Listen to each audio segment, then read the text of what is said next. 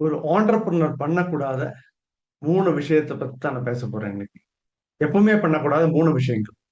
அதுல 3வது விஷயம் இருக்கு இல்லையா? அது ரொம்ப ரொம்ப முக்கியங்க. முதல் விஷயம் என்னன்னா, எப்பவுமே கஸ்டமர் கூட ஒரு அளவுக்கு மீறி, ஒரு லெவலுக்கு மேல ஃப்ரெண்ட்ஷிப் டெவலப் பண்ணக்கூடாது. என்னடா இப்படி சொல்றான்னு நினைப்பீங்களா? ஆமா. ஏன்னா, என்னுடைய அனுபவத்திலருந்து சொல்றது. அனுபவம் குரும்பாங்க. அனுபவத்திலருந்து சொல்றது. எனக்கு ஒரு கெட்ட பழக்கம் இருந்தது. என்னன்னா, கஸ்டமர்ஸ் இருப்பாங்க இல்லையா? நான் ஒர்க் பண்ணிட்டு இருக்கும்போதெல்லாம் கஸ்டமர்ஸ் இருப்பாங்க இல்லையா? கஸ்டமர்ஸுக்கு வந்து அவங்களுக்கு வந்து நெறைய சர்வீஸ் குடுத்து சர்வீஸ் குடுத்து அவங்களோட ரொம்ப ஃப்ரெண்ட்ஷிப் ஆயிருச்சு அப்படின்னா, அவங்க நம்ம எப்பவுமே கைவிட மாட்டாங்கங்கிற ஒரு இது இருக்கும்.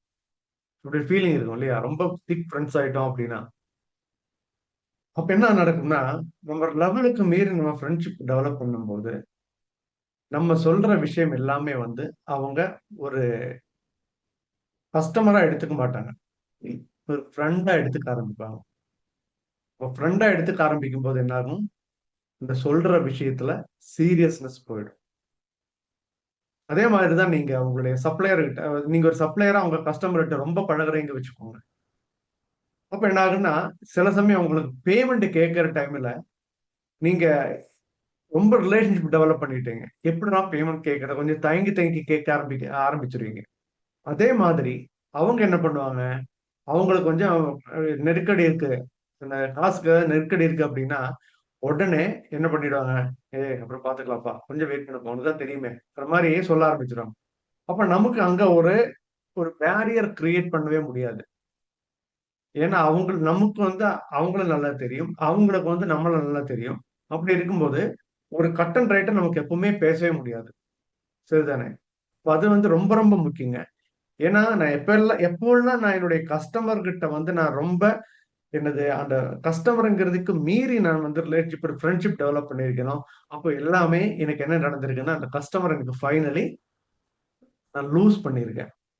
ஏன்னா, அவங்களுடைய எதிர்பார்ப்பு வந்து எனது ஆஸ் அ கஸ்டமர் இல்லாம ஃப்ரெண்டுங்கிற எதிர்பார்ப்பு வரும். அதே மாரி வந்து பணம் கேட்கும்போது, அவங்களுக்கு வந்து இவன் பணம் கேட்கிறானேங்கிற ஒரு நெனப்பு வந்துரும். அந்த மாரி நெறைய பிரச்சனைகள் வந்து கடைசியில என்ன ஆயிடும்னா, அந்த ஃப்ரெண்ட்ஷிப்பே கம்ப்ளீட்டா ஃப்ரெண்ட்ஷிப்பும் போயிடும். நம்மளுடைய கஸ்டமரே நமக்கு லாஸ் ஆயிடும். அது பாயிண்ட் நம்பர் 1. 2வது பாயிண்ட் என்னன்னா, எல்லாரும் ஆர்டிபிஷியல் இன்டெலிஜென்ஸ் சொல்லுவாங்க இல்லையா? கம்ப்ளீட்டா ஆர்டிபிஷியல் இன்டெலிஜென்ஸ் யூஸ் பண்ணி நெறைய இடத்துல இம்ப்ளிமெண்ட் பண்ணியாச்சுன்னா, அப்புறம் உங்களுக்கு கம்ப்ளீட் சிஸ்டம் வந்துரும். நீங்க வந்து 24/7 உங்களுக்காக சிஸ்டம் பேச ஆரம்பிச்சுரும். நீங்க எத பத்தியும் கவலைப்பட வேண்டிய அவசியம் இல்ல அப்டிம்பாங்க. அப்ப என்ன நடக்கும்னா, நமக்கும் அந்த பக்கம் இருக்கிறவங்களுக்குமான அந்த ஹியூமன் கனெக்ஷன் இருக்கு இல்லையா? நம்ம வித் எம்ப்ளாயீஸா இருக்கட்டும், இல்ல நம்ம வித் கஸ்டமர்ஸா இருக்கட்டும். அந்த ஹியூமன் டச், அந்த ஹியூமன் எலமென்ட், அந்த கனெக்ஷன் அது வந்து டோட்டலா விட்டு போயிடும். ஒண்ணுமே இல்லைங்க. நீங்க ஒண்ணே ஒண்ணு யோசிச்சு பாருங்க. உங்களுடைய மொபைல் கனெக்ஷன் இருக்கு இல்லையா? மொபைல் கனெக்ஷன்ல இன்டர்நெட் கனெக்ஷன் இருக்கு. உங்களுடைய இன்டர்நெட் கனெக்ஷன் வந்து ஏதோ ஒரு அவசரத்துல கட் ஆயிருச்சு. ஓகே. ஒர்க் ஆக மாட்டேங்குது. உங்களுக்கான அர்ஜென்ட்டா மீட்டிங் இருக்கு. இல்லன்னா வேற ஏதோ பண்ணிட்டு இருக்கீங்க. ஓகே. அந்த டைம்ல கட் ஆயிருச்சுன்னா, நீங்க உடனே என்ன பண்ணுவீங்க? அந்த கஸ்டமர் கேருக்கான இது என்னது ஆப் எடுப்பீங்க. அதுக்குள்ள என்டர் பண்ணுவீங்க. ஓகே. இல்லன்னா கால் பண்ணுவீங்க. கால் பண்ணா ஆட்டோமேட்டிக்கா என்ன ஆகும்? Press 1 for this, press 2 for this அப்டின்ட்டு எல்லாமே வந்து ஆட்டோமேட்டட் ரிப்ளயா வந்துட்டு இருக்கும். இல்ல நீங்க நெட்ல போய் அந்த கஸ்டமர் கம்ப்ளைண்ட் இது பண்ணிக்கலாம் அப்படின்னு எடுத்ததுன்னா, அங்க என்ன வரும்? சாட் பாட் தான் வரும். இல்ல சாட் பாட் வரும். யோசிச்சு பாருங்க. உங்களுடைய பிரச்சனை அந்த மாதிரி சீரியஸான ஒரு பிரச்சனையில தான் நீங்க கூப்பிடுறீங்க. சீரியஸான பிரச்சனையில நீங்க கால் பண்ணும்போது, சாட் பாட் வந்து ஆன்ஸர் பண்ணிட்டு இருக்கு. உங்களுக்கான விடை அங்க கிடைக்க மாட்டேங்குதுங்கிற ஒரு பிரச்சனை வரும்போது, உங்களுக்கு அந்த சப்ளையர் மேல இல்லன்னா உங்களுடைய அந்த சர்வீஸ் புரொவைடர் மேல அந்த அளவுக்கு கோவம் வருமா? வராதா? சோ எப்பவுமே நீங்க சிஸ்டமைஸ் பண்ணும்போது, இது கஸ்டமர் சென்ட்ரிக் மட்டும் நான் சொல்லலைங்க. இன்டர்னல் இதா கூட இருக்கட்டும். இன்டர்னல் இதுவா இருந்தாலும், எங்க நீங்க சிஸ்டம் இம்ப்ளிமெண்ட் பண்றதா இருந்தாலும், 100% சிஸ்டம் இம்ப்ளிமெண்டேஷன் மட்டும் நம்பாம, அட்லீஸ்ட் ஒரு விண்டோ இருக்கணும். எதுக்கு? ஹியூமன் இன்டராக்ஷனுக்காக விண்டோ. இன்டர்னல் இஷ்யூஸா இருக்கட்டும், இல்ல எக்ஸ்டர்னல் இதா இருக்கட்டும், எதுவா இருந்தாலும், அந்த ஒரு லூப்ல ஒரு ஹியூமன் இன்டர்வென்ஷனுக்கான விண்டோ கண்டிப்பா வைக்க வேண்டும். இல்லைன்னா, அந்த கஸ்டமர் ஃப்ரஸ்ட்ரேட் ஆயி போனதுக்கு அப்புறம் தான் உங்களுக்கே தெரியும் அந்த கஸ்டமர் போயிட்டாங்கன்றது. நான் அப்படிதாங்க என்னுடைய மொபைல் கனெக்ஷன் ஒண்ணு வந்து நான் கம்ப்ளீட்டா 6 கனெக்ஷன் வச்சிருந்தேன். இதுக்கு 6 கனெக்ஷன் வச்சிருந்தேன். 6மே வந்து ஒரே புரொவைடர். ஓகே. நல்லா இன்ட்ரெஸ்ட் விடுது எல்லாம் வந்து. ஆனா திடீர்னு வந்து என்ன ஆச்சுன்னா, எனக்கு அடுத்த நாளைக்கு எனக்கு வெபினார் இருக்கு. அந்த வெபினார் டைம்ல அன்னைக்கு காலையில பார்த்தீங்கன்னா, நெட் ஒர்க் ஆக மாட்டேங்குது. அப்பதான் அந்த கஸ்டமர் கம்ப்ளைண்ட்க்காக நான் கூப்பிடுறேன். எதுவுமே கிடைக்க மாட்டேங்குதுங்க. ஓகே. நான் என்ன பண்ணிட்டேன், என்னுடைய அந்த வெபினார் நான் கேன்சல் பண்ணிட்டேன். ஆனா, நெக்ஸ்ட் டே மார்னிங் நான் பண்ணேன் என்ன தெரியுமா? அந்த கம்ப்ளீட் சர்வீஸ் கம்ப்ளீட் கனெக்ஷனையும் நான் வேற 2 ஏன்னா ஒரே இதுக்கு மாத்திரம் திருப்பி இந்த பிரச்சனை வருங்கிறதுனால அந்த கம்ப்ளீட் கனெக்ஷனை நான் வேற 2 சர்வீஸ் ப்ரொவைடர்ஸ்க்கா மாத்திட்டேன். மாசம் மாசம் நல்ல அமௌண்ட் பில் வருது. அது வந்து யாருக்கு நஷ்டம்? அந்த சர்வீஸ் ப்ரொவைடர் தான் நஷ்டம். புரியுது இல்லையா? சோ இது வந்து 2வது பாயிண்ட்ங்க. 3வது பாயிண்ட் என்னன்னா, உங்களுக்கு ஒரு கஸ்டமருக்கு நீங்க குடுத்திருக்கிற பேமெண்ட் டெர்ம்ஸ் 30 டேஸ் நீங்க பேமெண்ட் டெர்ம்ஸ் வச்சிருக்கீங்க அப்படின்னா, இல்லன்னா 45 டேஸ்ன்னு பேமெண்ட் டெர்ம்ஸ் வச்சிருக்கீங்கன்னா, அந்த கஸ்டமருக்கு ஒரு plus or minus 15 days window. Okay, plus 15 days window. 45 நாள் வச்சிருக்கீங்கன்னா 60 நாள். அந்த 60 நாளுக்குள்ள பேமெண்ட் வரதில்ல அப்படின்னா, நீங்க அப்பவே அந்த கஸ்டமருடைய சப்ளை கட் பண்றதுக்கான ஒரு தைரியம் உங்களுக்கு வேணும். இல்லன்னா யோசிச்சு பாருங்க. உங்களுக்கு இதே மாதிரி 10 ஒரு 30, 40 கஸ்டமர்ஸ் இருக்காங்க. எல்லாருமே வந்து 15 நாள் டிலே பண்ண வேண்டிய இடத்துல 30 நாள், 60 நாள், 90 நாள் டிலே பண்ணிட்டு போறாங்கன்னா, உங்களுடைய கம்ப்ளீட் இந்த ஆப்பரேஷன் சைக்கிள் என்ன ஆயிடும்? அஃபெக்ட் ஆயிடும். அப்ப என்ன ஆகும்? உங்களுக்கு முன்னுக்கு போவே முடியாது. கஸ்டமர்ட்ட வந்து நீங்க கெஞ்சி கதறினால ஒரு தடவ வந்து என்ன பண்ணுவாங்க, ஒரு 10,00,000 ரூபாய் தர வேண்டியதுன்னா ரூ. 2,00,000 அப்ப தருவாங்க. அப்புறம் அது பைல் அப் ஆயி கடைசியில உங்களுக்கு அடுத்த நாளைக்கு எப்புட்றா என் கம்பெனி ரன் பண்றேங்கிற நிலைமைக்கு வந்துரும்.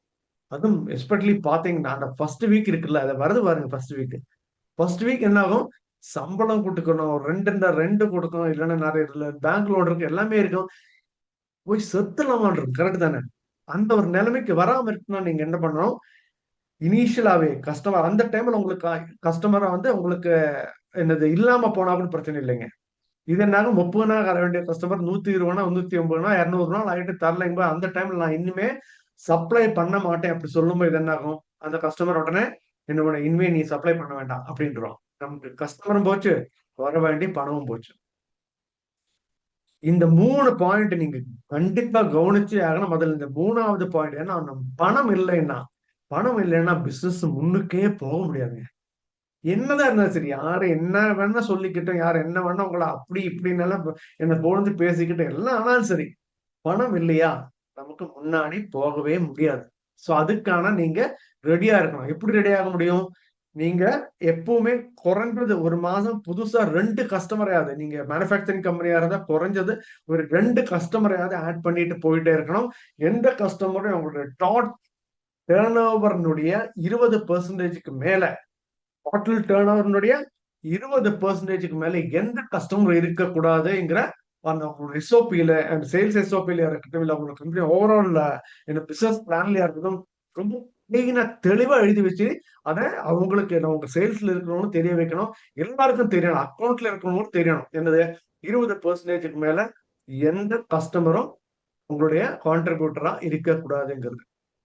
சோ இந்த 3 பாயிண்ட் நீங்க ஃபுல்லா கடைபிடிச்சீங்க அப்படின்னா, கண்டிப்பா உங்க பிசினஸ் என்னைக்குமே கீழ போகாதுங்க. நல்லா மேல தான் போயிட்டே இருக்கும். ஓகே. அப்போ உங்களுக்கு ஏதாவது பாயிண்ட் ஆட் பண்ண வேண்டி இருக்கு அப்படின்னா, கண்டிப்பா கமெண்ட்ல ஆட் பண்ணுங்க. இல்ல நான் சொன்ன பாயிண்ட் உங்களுக்கு ஏதாவது எனது டிஃபரெண்டா ஃபீல் பண்றீங்க அப்படின்னா கூட உங்களுடைய உங்களுடைய ரிப்ளைக்காக தான் நான் வெயிட் பண்ணிட்டு இருக்கேன். ஏன்னா ஒவ்வொரு இன்புட்டும் நீங்க போடுற ஒவ்வொரு இன்புட்டும் மத்த ஆண்டர்பிரினர்ஸ் கூட கண்டிப்பா ஹெல்ப்ஃபுல்லா இருக்கும். ஓகே. அப்போ ஒரு விஷயம் கூட மறந்துடாதீங்க. நம்ம இந்த சேனல் சப்ஸ்கிரைப் பண்ணுங்க. அதே மாதிரி ஃபாலோ பண்ணுங்க. உங்களுக்கு இன்னும் இதே மாதிரி யூஸ்ஃபுல்லான நிறைய கன்டென்ட்ட நான் குடுத்துட்டே இருப்பேன். பிகாஸ் ஒரு என்டர்பிரினரும் ஃபெயில் ஆகக்கூடாதுங்கிறது என்னோட நோக்கம். வாழ்க வளமுடன்.